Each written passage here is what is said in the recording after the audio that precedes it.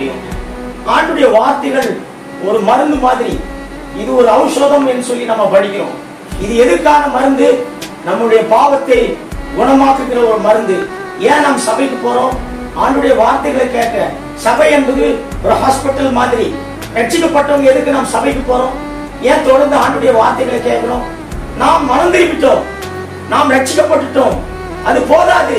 தொடர்ந்து ஆண்டுடைய வார்த்தைகளை கேட்டு நாம் நம்முடைய நோய்கள் இருந்தாலும் நாம் என்ன பண்ணணும்?